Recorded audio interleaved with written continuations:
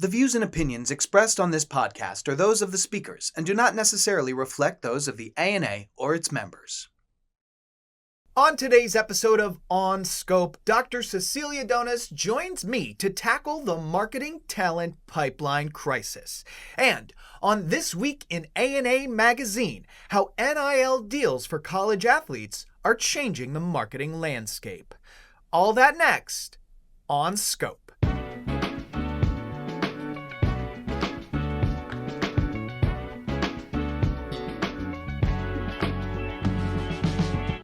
Hello and welcome to On Scope, the marketing podcast brought to you by the ANA and powered by Odyssey, a leading audio streaming platform. You can get your favorite podcasts, music, and entertainment on the Odyssey app.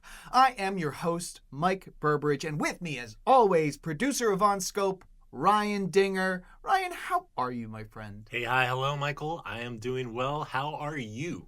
I am splendiferous this morning. Splendiferous. Yeah, you know what? Back to school season's a lot more fun after you stop going to school. Last week we had the Lola episode and we were doing the new word counter. I think we can do another ding right there for splendiferous. All right. I never heard that one. Boom. But you are right. It is back to school season and we've got a back to school themed episode. We really do. We really do. I don't know how we keep landing on all of these perfectly timed coincidences. Mm-hmm. And on that note, we have the one and only Matthew Schwartz here to break down what NIL deals for college athletes means to the marketing landscape at large. Everyone, get ready for the latest installation of This Week in ANA Magazine. Here to discuss what's new in ANA Magazine, your friend and mine, Matthew Schwartz, Director of Content and Editorial Development for the ANA and the editor of our fine publication. Matthew, you're always bringing the goods. What do you have for us this week?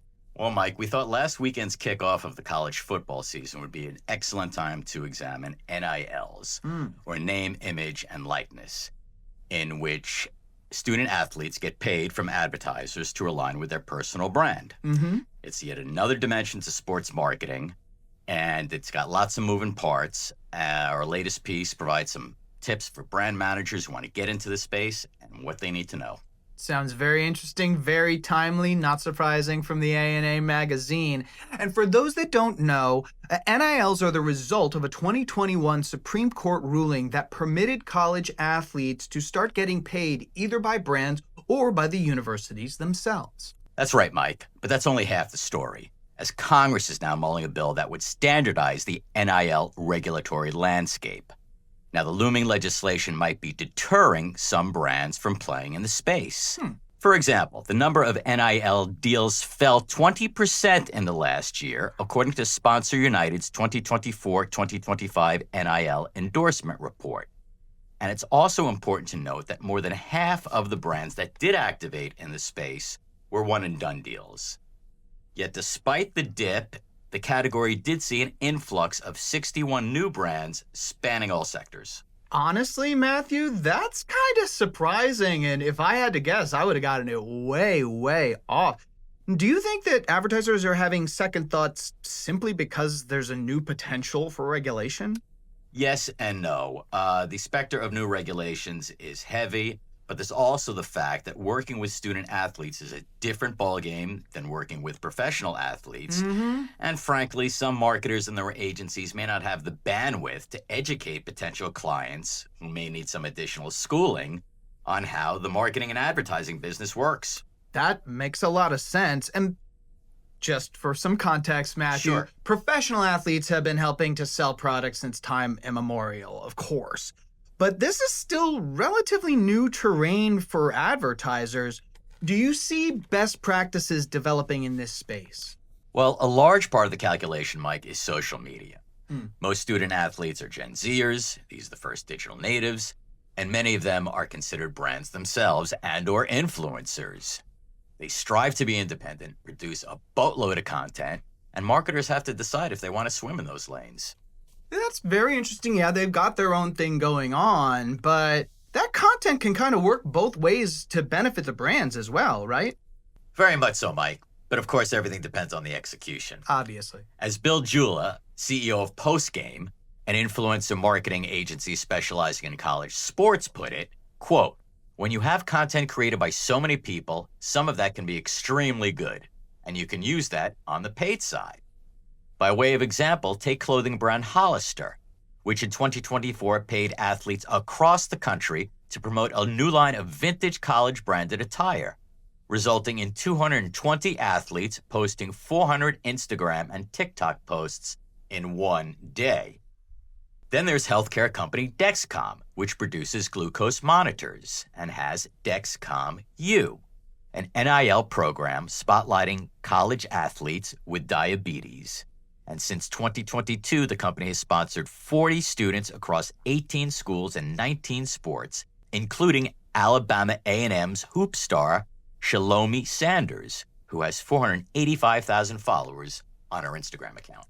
I love that because I think in both instances, it's a natural, actual interest. So you're going to get, to quote the kids, some fire content from people who are doing this all day, every day anyway. Man, I could like an army of authentic voices pushing your brand to their audiences. That sounds like a marketer's dream. No doubt.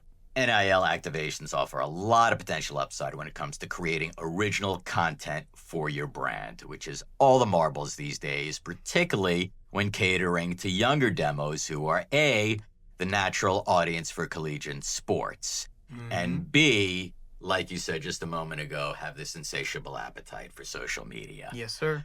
But, as the article in A&A Magazine points out, there are a lot of rules and regulations for brands to consider, and that it's also a fairly nascent market with lots of changes to come. You know, regular listeners might think I'm a broken record, but this sounds like another must-read from A&A Magazine. Thank you for bringing it to our desk, my friend. Thanks, Mike. Always a pleasure to have you, buddy. For this article and more, including the weekly A&A Magazine quiz, go to ana.net/publications. As always, A&A Magazine's Matthew Schwartz bringing the goods on a timely topic. Thank you so much, Matthew. Yeah, NIL deals, they're a new territory for marketers, Mike. And you know what that means? There's a lot of opportunity, a lot of room for imagination. Yep. So I'm curious, kind of where you see these things. Is there something that stands out to you as a potential opportunity for brands working with athletes? Like, how do you see it sort of playing out? Yeah, I've been thinking about this, and you know, we're right here, sports adjacent, talking about it. And I wonder if this is sort of a minor league for influencer marketers. How do you mean? Yeah. Well, you're meeting these potential star athletes when they are on a personal and professional level, still kind of developing, still kind of feeling their voice and all of that. This is a great opportunity, you know, before they become a megastar and have a megastar price tag attached to them. Yeah, sure. To really get to know them on a personal level, see if they're a good match for your brand, because it's a great introduction for if they become a first-round draft and they become a star, this, that, or the other. Yeah. And even if not, if they're an incredibly charismatic person who really connects to your brand, this might be a future for them. So yeah, I feel like there's a lot of opportunity. I think on that note, it's almost more interesting to me what could happen with the non-star athletes, right? Like we know, I think it's less than 1% of college athletes end up going pro, right? Yep. So I was thinking about if you're a brand in the financial sector, let's say, and there's a college athlete who's, you know, really well known, beloved among his university's fans, but or her university fans, but they're not going to be going pro. Is there an opportunity there to sort of start the relationship with them? Like, say they're a finance major as well, right? And your brand begins to work with them when they're still in college at university, starts this relationship, using them, an NIL deal and all that. Could you then, once they graduate, hire them and turn them into an internal brand advocate? Like, now you have somebody who you know can sort of be out there publicly facing, but they're also now an employee. I don't know if that's something that's going to happen, but I feel like it's a possibility now. And that's very interesting to me. You know what else stands out to me about potential of NIL deals, Mike? Tell me. Hyper-localization. Ooh, yeah. So let's say you are interested in engaging consumers in the state of Texas, but you don't have the budget necessarily to work with, let's say, a Dallas Cowboy or somebody. I think Texas, I think football. So that's where we're gonna go. But you could potentially work with a player on the University of Texas's team, who is still, I can tell you, down in Texas, football players at every level, even at high school, are stars. College players, if you're a good player on the University of Texas football team, you're known in the area. So you could actually do partnerships hyper-localized to these audiences by partnering with these athletes. I just think that that's a really, you talk about like personalization. That, to me, is a way to really start to personalize your brand to an audience in a way that resonates with them. I absolutely love that idea. Yeah. Well, it's because it's both. It allows small and medium-sized businesses, especially regional brands, an opportunity to really maximize a very, very powerful relationship that's already formed. But if you're a giant national brand, wouldn't you love local relevance in all of your biggest markets? Right. That's a very cool idea. Like your pool of potential brand partners on the athletic side has just grown exponentially. That's very cool. And there's a lot of application there that could be there. So, Yeah, that's something for every brand to think about. Yeah. But Ryan, athletes aren't the only stars on the up and coming in college right now. And as it so happens, this episode is discussing those future marketers who are right now, they're developing their skills, they're honing their creativity. Or probably unpacking in the dorm. Well, yeah, literally right now. Yeah. But they are incubating. Exactly. The Crocs are on. They're checking out the shared showers and all of that stuff. But eventually, they'll be developing their minds and crafting their creativity. Yes. But as we marketers know, the pathway from student to successful marketers has been a rough one. Yeah, a bit fraught. Yes. But have no fear. OnScope is here. And our guest today happens to be a professor, a marketer, and an executive level polymath who turns AI mysticism into mastery, helping organizations harness the power of analytics for tangible growth and innovation. Ryan, let me tell you, decoding the language of data for business success is her expertise. Today, Dr. Cecilia Dones joins us to break down the marketing talent pipeline crisis and how folks on all sides can come together for a better tomorrow. My conversation with Dr. Dones is up next. Listeners, I have said on more than one occasion on this podcast that here at OnScope, we are doing one of two things a lot of the time. We are either having conversations that the industry's a little bit standoffish on, or we're talking about things that we've been talking about for decades and seem to have gotten very little progress in. I think today is a little bit more the latter, but I think I have the person to help us break through. Listeners, please help me welcome to the show researcher, educator, the founder of 3 Standard Deviations, Dr. Cecilia Dones. Doctor, thank you so much for being on the show. Well, thank you so much for having me, and thank you to all the listeners for listening. So what I was talking about, this conversation that's been had over and over and over again, but we seem to not move an inch, is the marketing talent pipeline. I feel like crises aren't supposed to last for 20 years, but it feels like this has been described as such for a very, very long time. And you have a wonderful purview from a lot of different POVs in this pipeline. So that's what I said, I'm just so happy you're here to chat about this.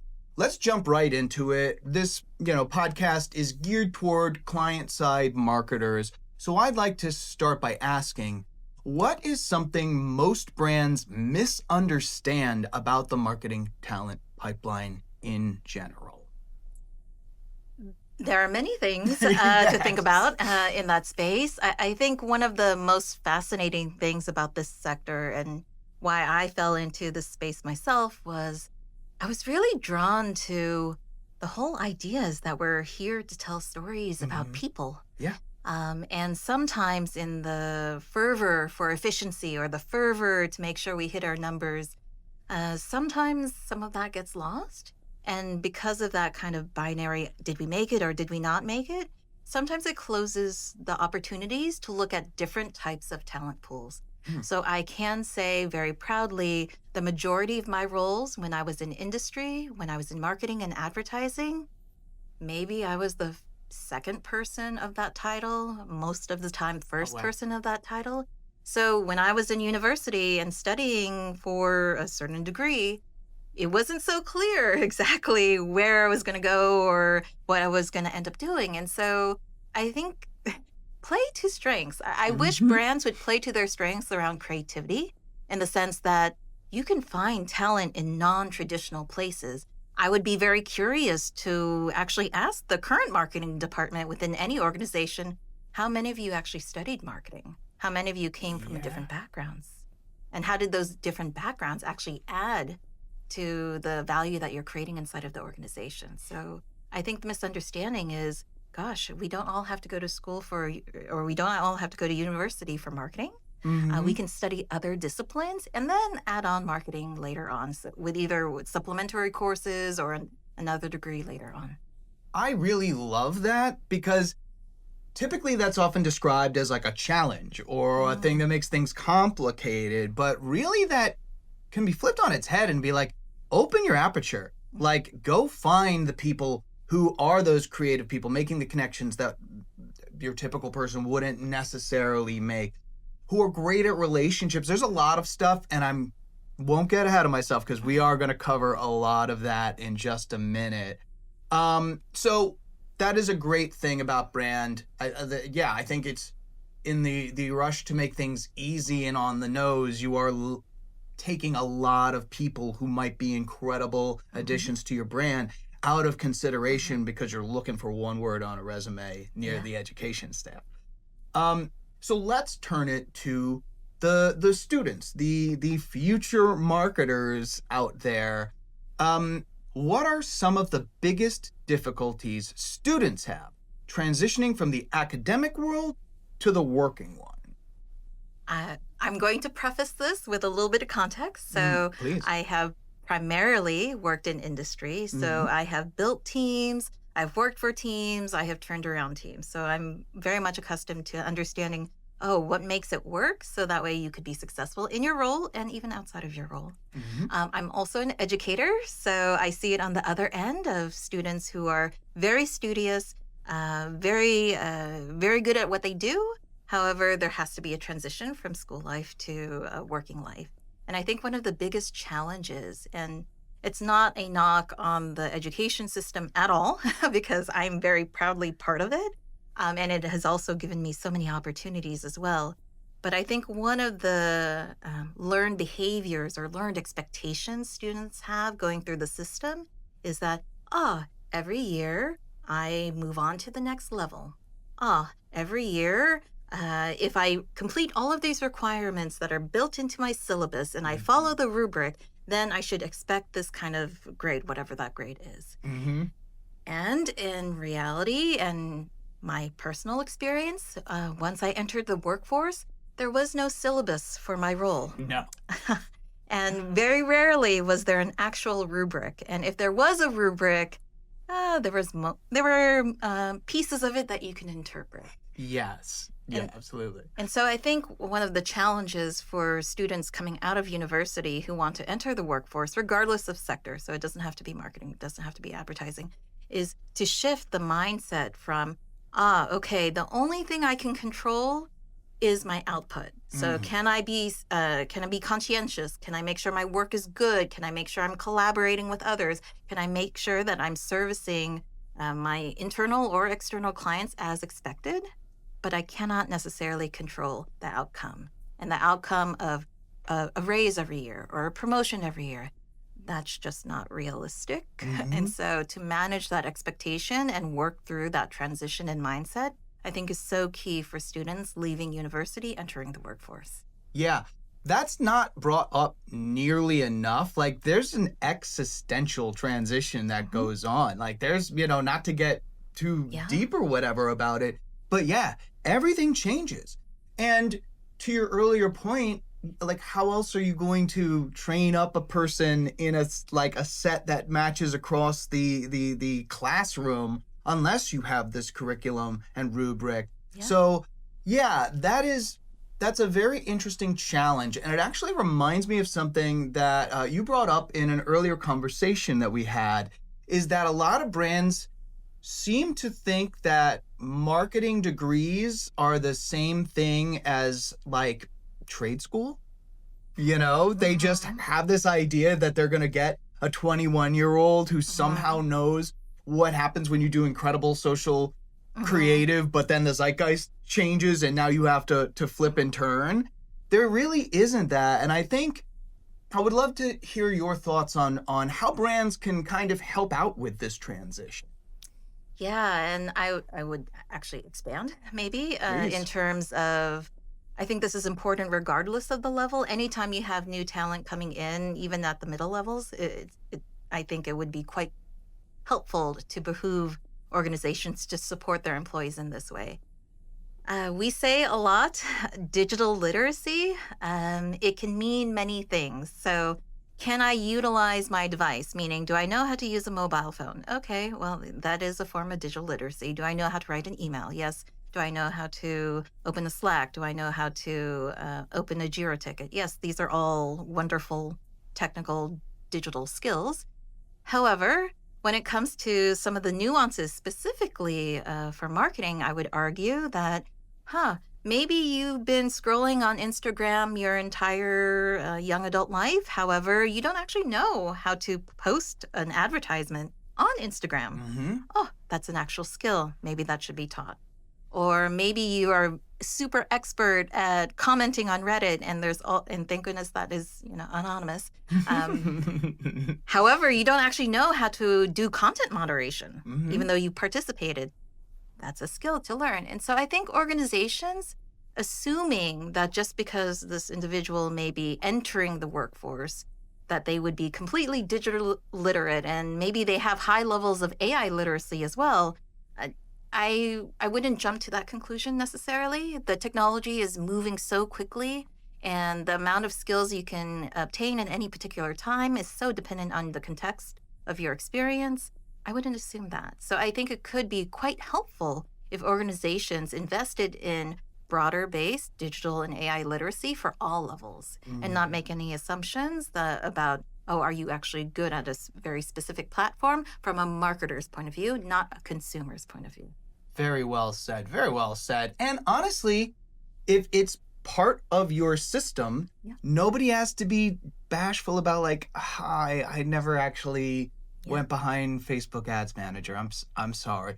No, if we're teaching everybody, if we're going over the things, there's just, I really appreciate that, bringing it down, because, obviously there are some philosophical foundations of marketing, and we want to instill that in our young marketers, and we hope that going up and down the chain, there's a basic grasp of that. But the blocking and tackling is kind of what you do all day, So very, very well said. Much appreciated.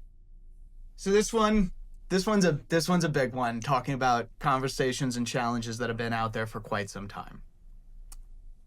Creativity's still at the heart of marketing, but obviously technology is a huge influence and a huge part of it. It's baked in and integrated to so much. So how do brands compete with big tech companies when it comes to attracting talent from the tech sector? So I think I've already alluded to it, and I might keep saying the same answers over and over again. Play to your strengths. Yes, that one can be said a few times. I think frequency is a good one for that one. And the reason why I say this is I always, in my own personal practice when I help organizations, I always find it very curious when organizations try to compete with big tech, when they're not in the same sector, they don't have the same level of resources, The career paths don't look the same. So I'm curious why they try to compete. So for example, if you're a small, medium business, that's actually quite lovely in the sense that, oh, I suspect that the culture of that organization is quite strong. So it's not a concern, do I know all the people I work with? If you're in an organization of 25 to 100, you probably do. And you probably have values, beliefs, and norms that are reinforced through rituals. So if culture is your strength because you're a small, medium business, oh, fantastic. That's a way to attract talent because maybe for some individuals, that's actually the most important thing for them. They want to feel like they belong to a culture, a family, something like that. So I would say for those kinds of firms, yes, do that. If you're not tech native and you're not part of the tech sector, it's okay. You don't have to be. Play to your strengths in the sense that I was helping out an organization once, and they had come to me with such fervent urgency because the CEO had gone to a conference and suddenly everyone had to have a generative AI strategy all at once because the transformation was happening. And it was a very curt, somewhat shortened conversation. But by the end of the 30 minutes, I literally had to create a boundary and kind of recap my understanding. And I said, help me understand, you bake bread? And so I am curious, what expectations does the CEO have around generative AI?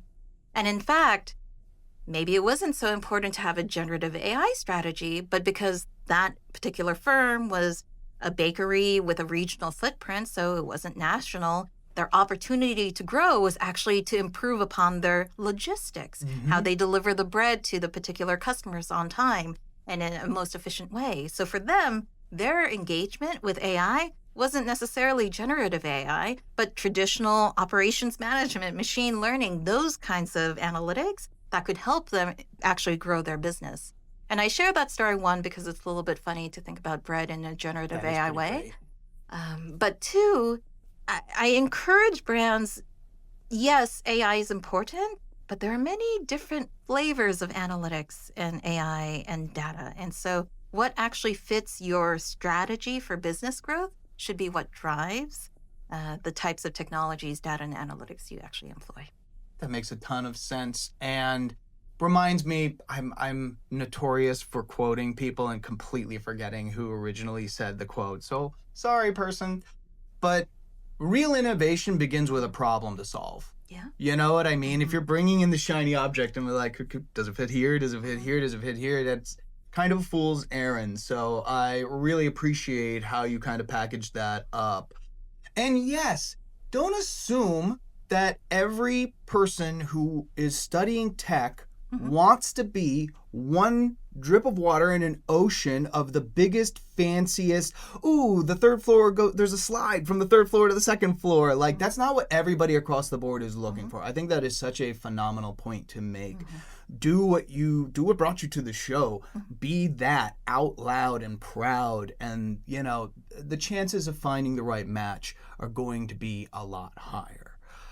Listeners, stick around because we're going to flip the script on the idea of soft skills and talk about getting professionals ready for the workforce. You're not going to want to miss it. Ryan. I'm not Ryan. Oh, Cecilia, I'm sorry. Force of habit. First of all, thank you so much for being a guest. This has been so fun so far. And listen, I'm just going to be real with you. I talk to marketers all the time. And there's this prevailing sense in a lot of them of helplessness about this issue, the talent pipeline. When they're seeing the future marketers of tomorrow, it's when they're applying for the job. The kind of chance to intervene at academic levels kind of, horses left the stable a little bit. And I can see that being very frustrated for folks who want to take part in this, want to be part of the solution. So while we have you in studio, I was just wondering, got any ideas? So I have to admit, as a practitioner and academic, what gets me so excited about these two worlds is that when you're able to combine them together and create collaborations that not only utilizes the rigorousness of academia, so yeah, we have really smart people who do original research that understands how things work. Great, that's good for the classroom, great for projects. But then you also have individuals that knows how it works when it's in the trenches, with limited resources, under constraints, in practice. When you combine those two things together, it creates such an opportunity to leverage the best of both worlds. And I love that idea of collaboration, which is why I personally love being in both circles together. You know, that was just brilliant. You just reminded me. There's this thing called the AEF. It's the ANA Educational Foundation. And it is really, the whole purpose is to bring those two worlds together and to make that collaboration for a great future. I can't believe I didn't think about this. Have you ever heard of the AEF? It's great. Yes, I have. I'm actually on the AEF MarTech Academic Advisory Board. Oh. To learn more about the AEF's Drive for 25, which is bringing the industry and the academia world together, and the ANA AEF MarTech Academic Advisory Board, visit us at www.aef.com/MarTech. Now back to our show. We are back. Listeners, my guest, Dr. Cecilia Dones. We are talking about kind of a lot of different aspects of the marketing talent pipeline. And this is something that you and I agree very much on, just because I know kind of your feelings and I 100% endorse this. The term soft skills kind of doesn't do justice to what is really the foundational part of what's going to make you successful or not successful out in the workforce. I like your term much better, durable skills, as something student success upon graduation, really, there's a lot of it hinges on that. Can you explain what you mean to our listeners? One, the philosophy of why I don't like soft skills. So for those of us who are familiar with the term, it usually talks about communication and interpersonal skills. Mm-hmm. I personally find soft skills are difficult. Yeah. How yes. often have I put my foot in my mouth? So because of that, I don't understand why we call it soft. Yeah. The reason why I call it durable is because often it's in the context of, what programming languages do I need to know? What platforms do I need to know? What other technical skills do I need to know to ride out this next wave of technology innovation? And that's where I pause and say, well, we keep seeing these waves of technology innovation. Are there persistent skills that regardless of the technology, we all kind of need to be able to work together and create value? And so I call it durable skills. There is a little bit of a framework around it, but maybe it's easier to remember that way. So the first one, I call it critical thinking. Mm-hmm. And this is particularly important, especially if you're working with LLMs, Gen AI, any of those generative AI technologies. And the reason why I say this is that, gosh, it seems plausible. It's more or less in language I understand. But can I trust it? Mm-hmm. Can I trust the output? And critical thinking skills really helps us to put on our scientific thinking hats to be able to say, do I have other evidence to determine whether or not I can actually move forward with this piece of information? Is this information or is this knowledge? Is this knowledge or is this wisdom? That kind of higher level metacognitive thinking is so important, especially with the AIs available today. So critical thinking. The second one, creativity. I love marketing and advertising because it is a creative discipline. And technology and data is also a creative discipline in the sense that we can use these tools to shape the world around us. And so creativity is so critically important. So yes, I recognize the importance of performance marketing. I recognize the importance of making sure we hit our KPIs, OKRs, all the goals of a particular campaign or a particular project. However, when we run into roadblocks, when something doesn't happen, when we get some feedback from consumers that maybe we're getting backlash for an advertisement, what do we do? Mm-hmm. That's where creativity is so critically important and demonstrating that. The third one I would say is collaboration, meaning as far as I can tell, I have yet to find individuals that only work with machines. Right. Every single person I have ever met, and again, my bias is N=1, my experience, we work in teams. Yeah. We work in pairs. We may work alone for a bit, but then we also interact with other colleagues. And so the ability to work with others from different backgrounds, so critically important. And so that's collaboration. And the last one is communication. And I mention it last, but I would almost argue it's just as equally important as critical thinking. Why?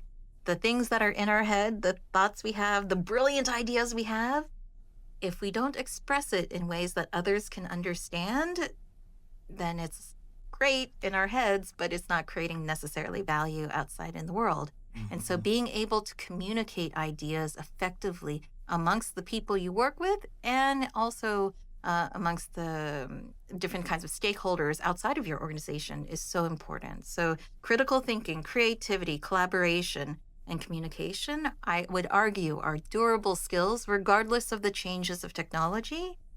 We all need them. Yeah. I absolutely love so much of that. There's something in like the DIY marketing world called FITFO. Figure it the F out. And that is like, that speaks to it. You are going to come to a place where the answer, to your earlier point, there's not going to be a curriculum. Mm-hmm. At some point, you're going to be Wile E. Coyote out over the cliff. Yeah. And it is going to be in how you can make connections, in how you can suss things out based on historical data and all of that stuff that we are ceding, in my opinion, a little bit too much to the AI robots right now. But I think one of the biggest things, and it's said a lot, but communication, truly understanding what effective communication is. I have seen brilliant ideas die because the person thought, this is a great idea. Everybody's going to know this is a great idea. And you get somebody who maybe isn't the most incredible person, but gives you one, well, what about this? Have you thought about that? And because there was no empathy in how can I make this understandable to everybody? How can I make it appealing to everybody? I have seen more than one brilliant idea go up in flames simply because the person didn't think out how they're going to communicate it. That is an incredible, incredible framework. Thank you. Something you touched on in that explanation, and it just kind of came to me. So brands are really getting into AI, from bread to tech to all over the place. Gen AI, it's coming. The wave's here. We can't miss out on this. We've got to do it. Meanwhile, in the world of academia, there are some guardrails being put on generative AI in terms of how students can use it for schoolwork. So what are your thoughts on that tension of kind of, in the lead up to the workforce, you're being told, do not use it for this. We want you to do this. We want you to use your own faculties for this. And then going into a workforce where you very well may be told, like, well, try AI on it for almost any problem or challenge. What are your thoughts on that? First of all, it's an interesting and complex question, and it really typifies the complexity of the entire environment at the moment, meaning we don't actually know which way is the right way, and that's okay because we're going to have to learn into it, and that would be my first message to everyone. The second message I would have to everyone is, again, N=1, I am biased in that way, of my own experience. I have yet to find industrious, youthful individual where I have said, please don't do that. And there has been 100% compliance. And the reason why I say industrious and youthful is it's not necessarily just individuals that are under a certain age demographic. It's individuals who are industrious, even in the workforce. So it's very common that we find, and now I'm putting on my chief data officer hat, in those circles, we're continuously talking about, there's shadow IT occurring, there's shadow analytics, there are people that are utilizing tools they're not supposed to utilize that isn't part of the enterprise security platform and all of the improved applications and software. So people are finding ways to solve their problems, whether or not it's within the guardrails of what they've been told to do or not within the guardrails of what they've been told to do. And what I would suggest to students is that the positive intention of higher education is that we want you to build these strong muscle skills and demonstrate those, and that's through different kinds of assessments. And if that means we can't use AI to do that assessment, this is a challenge to higher ed to say, can we figure out a new way to do these assessments? So homework for them. But for the individual, it's, I would argue that it's an opportunity for you to work within constraints. What happens if the internet goes down? Other than the existential dread of, oh my goodness, I don't know what to do. My phone's not working. What is happening? I've had that feeling before at the airport, kind of a feeling.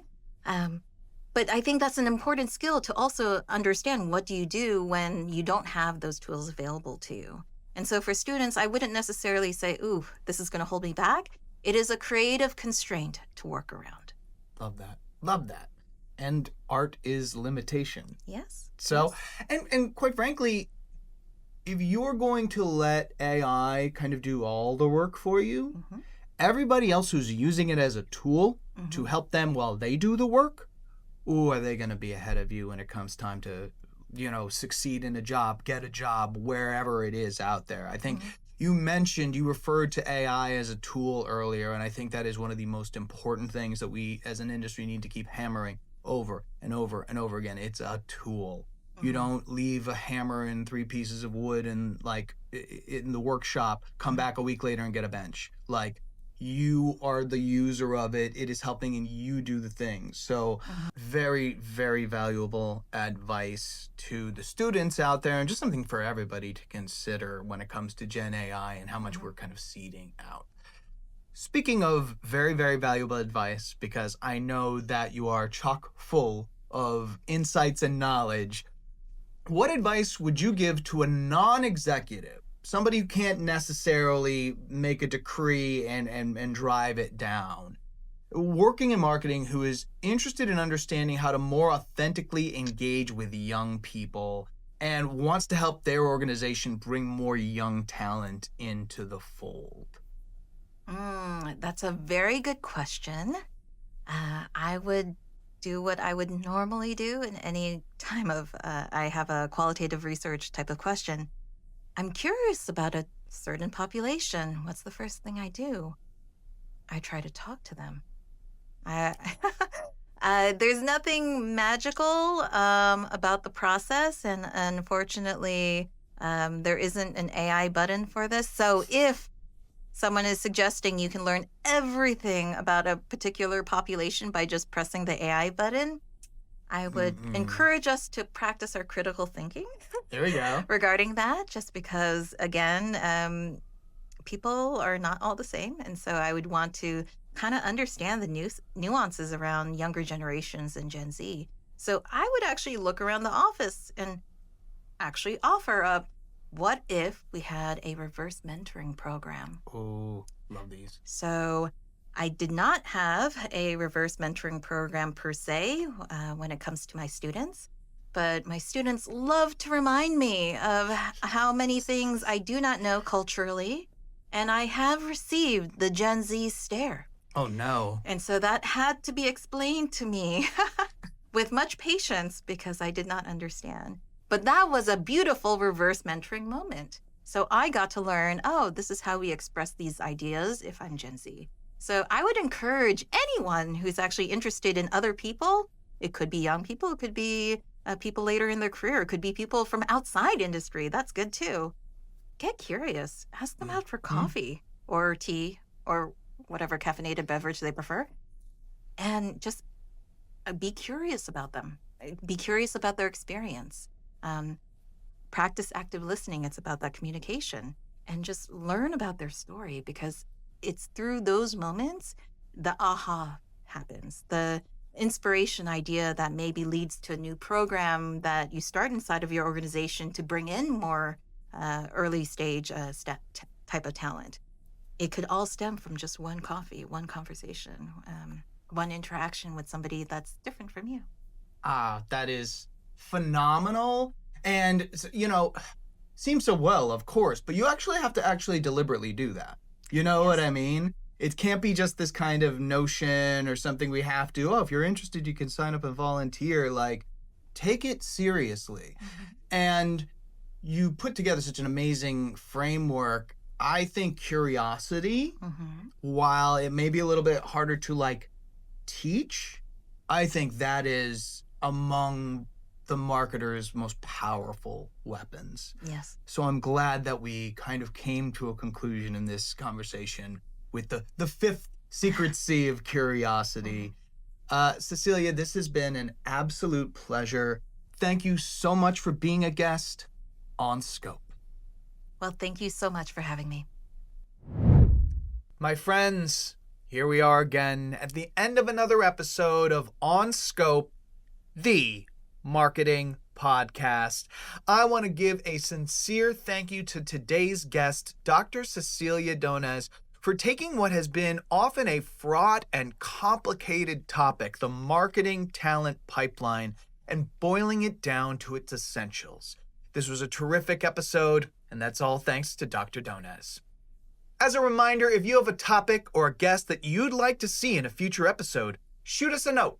We'd love to hear from you. The email? onscope@ana.net. And, as always, here is your moment of marketing meditation. Take a deep breath, relax your shoulders, and consider the following from artist Colleen Wilcox. Teaching is the greatest act of optimism. Think on that, and we'll see you next week.